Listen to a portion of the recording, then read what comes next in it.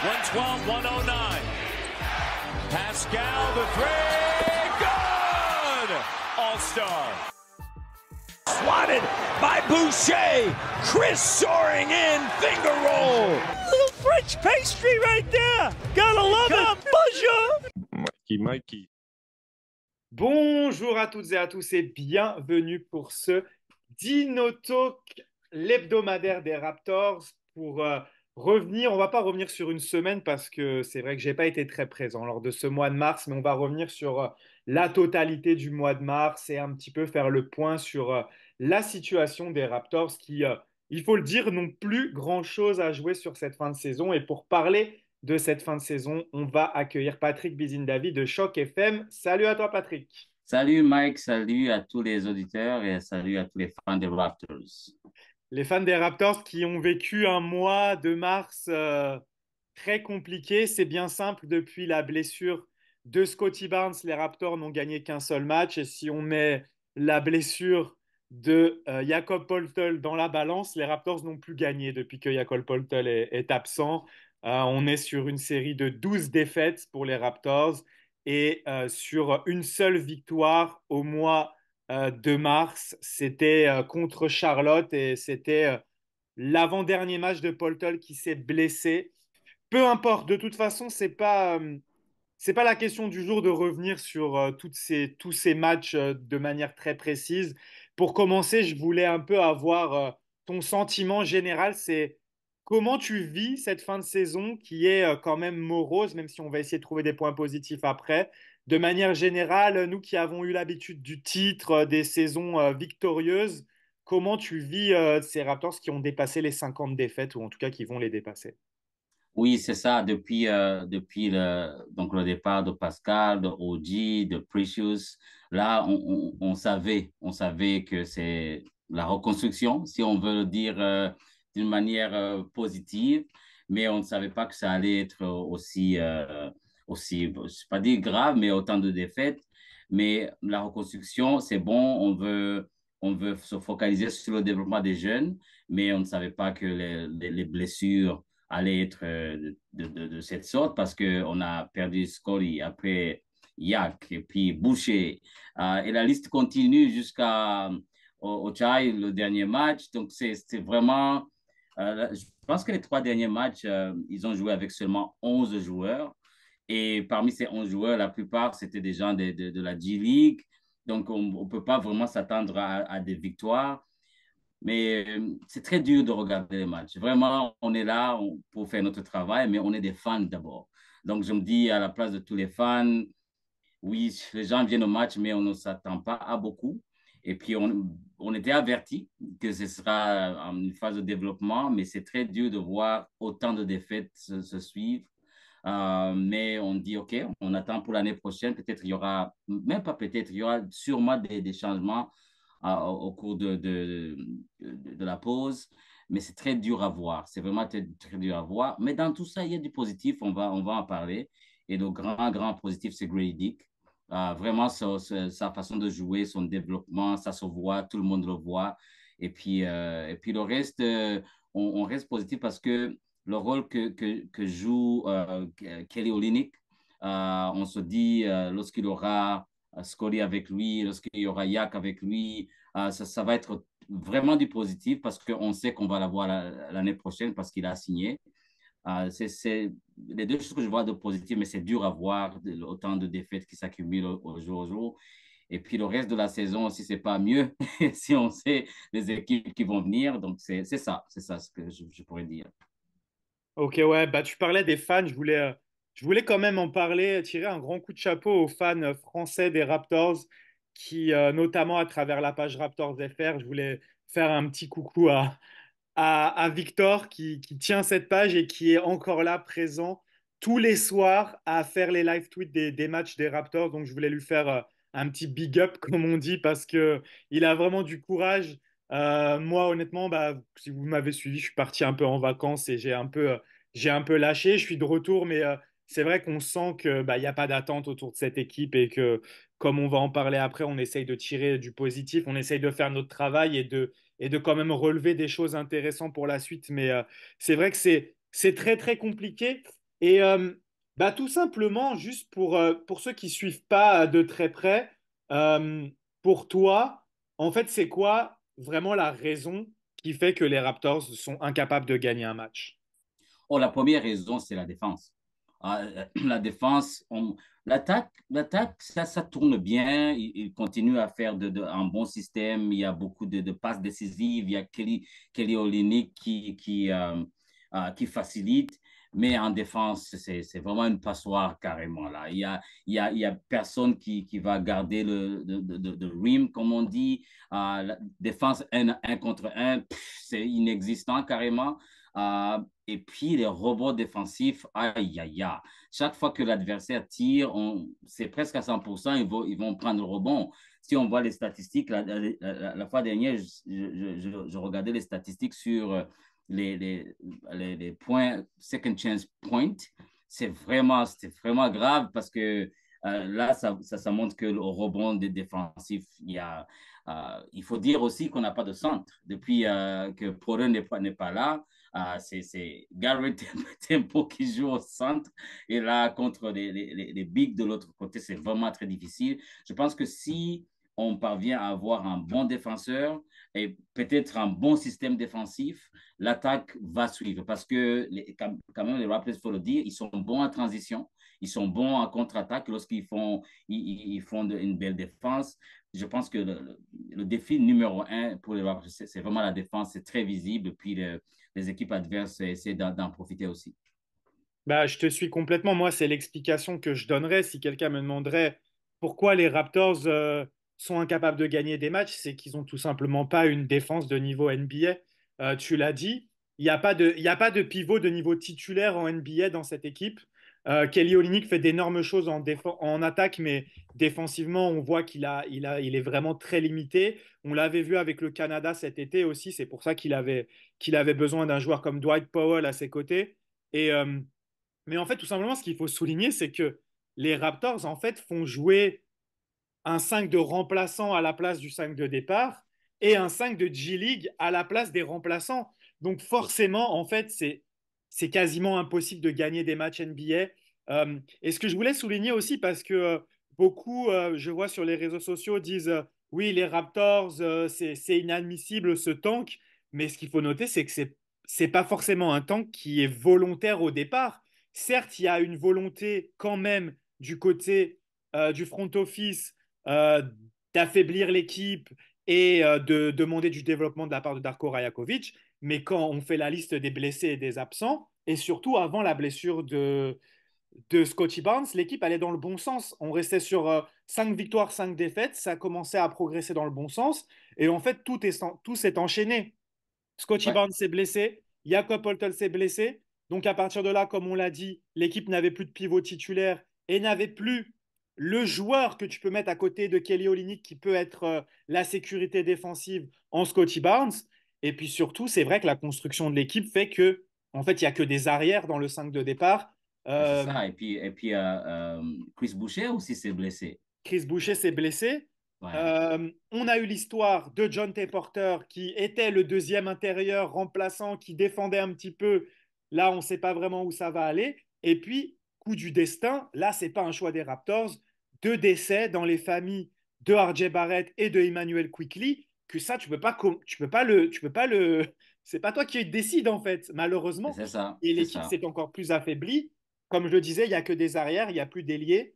Il n'y a même plus de meneur de jeu depuis que Quickly Oui, était ils ont joué out sans meneur de jeu carrément, oui. puisque en plus, il faut le souligner, DJ Carton, meneur de jeu qui a été signé en two-way, est blessé lui Il est aussi. blessé.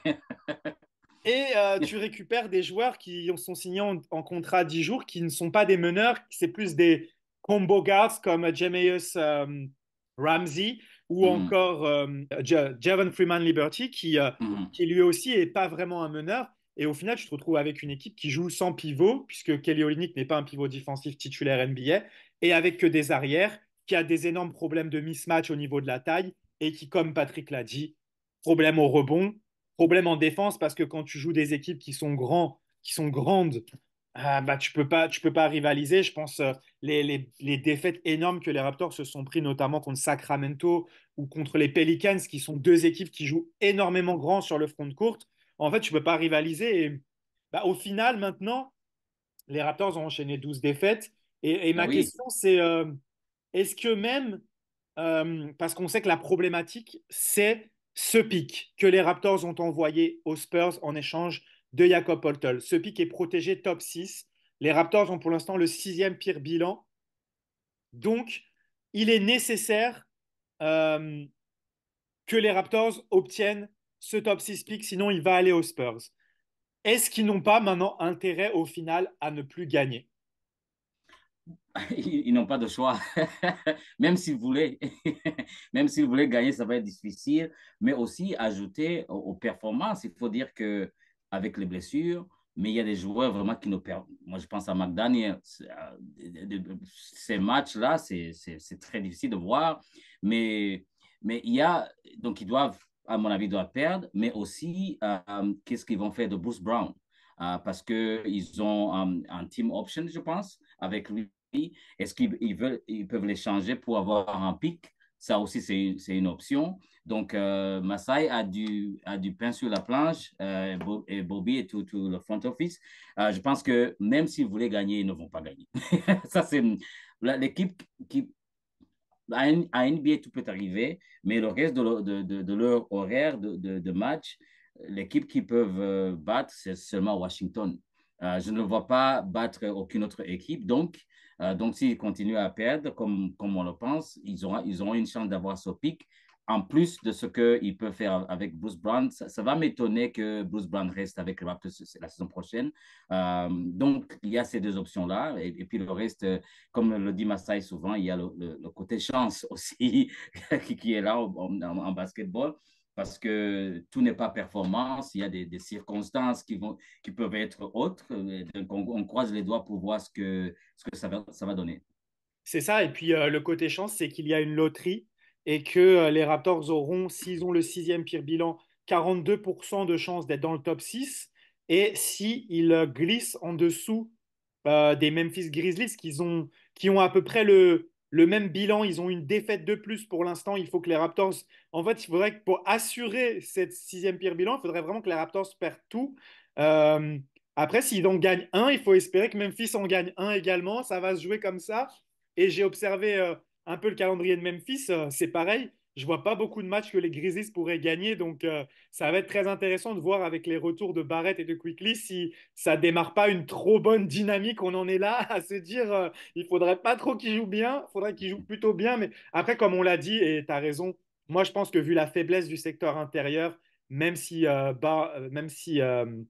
Quickly et Barrett reviennent, je pense que ça va pas arranger grand-chose. L'équipe sera peut-être un petit peu meilleure en attaque encore, mais défensivement, je vois pas d'énormes changements. Donc, on va suivre ça de près. Ça fait partie des intérêts de la fin de saison. Mais pour finir, tu en as déjà tiré deux, trois mots tout à l'heure, mais je voudrais conclure avec quand même du positif. Qu'est-ce qu'on retient de positif sur ce passage-là? Parce qu'il y en a quand même eu. Tu as évoqué Grady Dick, tu as évoqué Kelly Olynyk, tu as évoqué aussi une attaque qui tourne plutôt bien. Les Raptors ont battu le record de passes décisives. Ça serait vraiment les trucs qu'on retiendrait. Je pourrais le développer un petit peu de mon point de vue, parce que tu l'as déjà développé avant, mais est-ce que tu aurais d'autres choses à ajouter de positif? Bon, ce que je vois de positif aussi, c'est le coach. Rako, je trouve que c'est un bon coach. Tu vois qu'il est actif avec ses joueurs, il est là. Et puis, ils ont une bonne relation. Il a une bonne relation avec les joueurs. Et puis, dans cette série de défaites, il faut dire que Gary Trent Jr. aussi a bien joué. Donc, ça, c'est un autre joueur à observer s'il le garde ou pas, mais quand même, il a été là pendant toutes ses blessures, pendant toutes ses absences. On pouvait compter sur lui, sur son attaque et des fois sur sa défense aussi, des fois.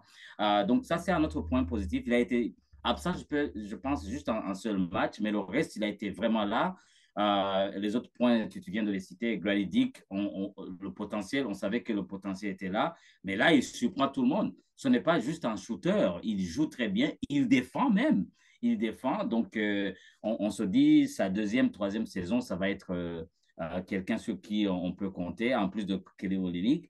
Donc, je pense qu'on a de l'espoir pour l'année prochaine et les autres années à venir parce que quand même, la jeunesse est là, 23, 24 ans, donc avec un coach qui offensivement, il est très bon. C'est juste de voir quelle défense ils vont jouer et puis qu'ils vont trouver un autre OG Anunoby pour être donc là pour la défense. Je pense que ça peut aller.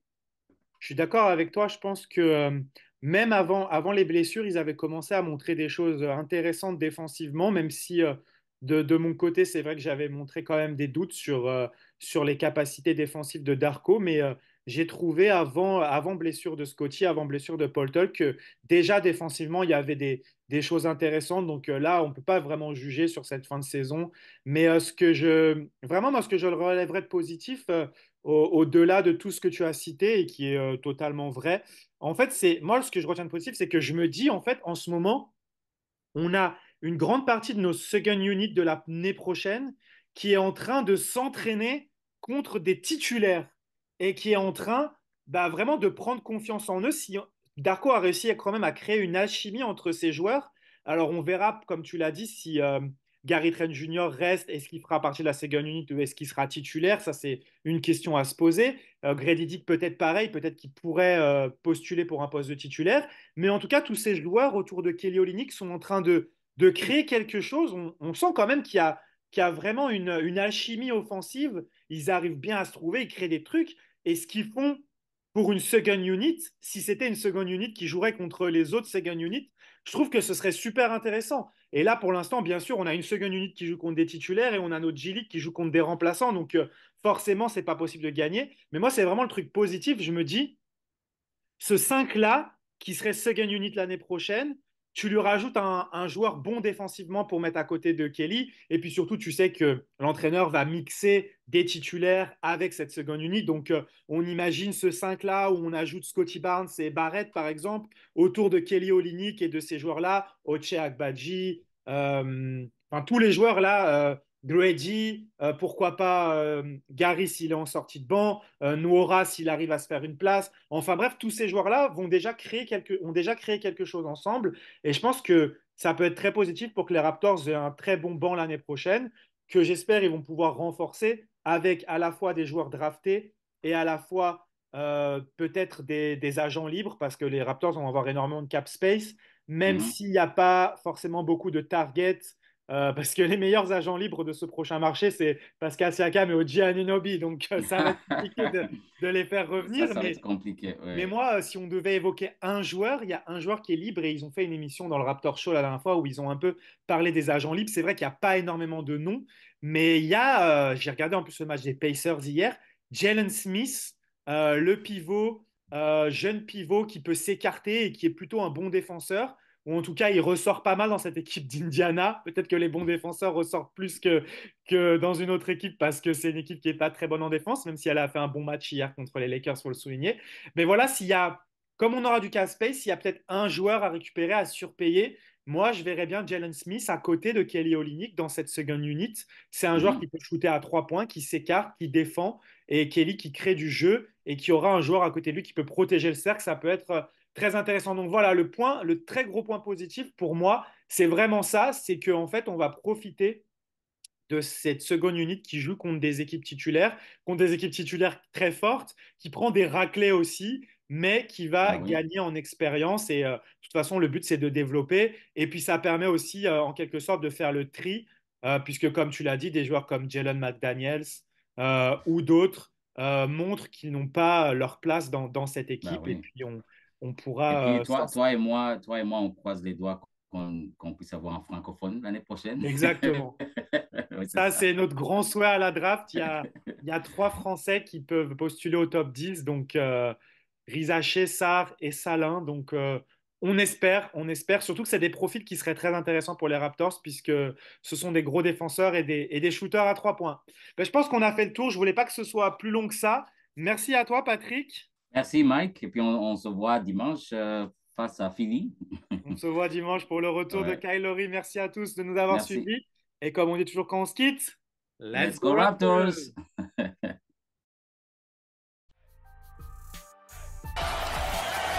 Lowry for three. Bang!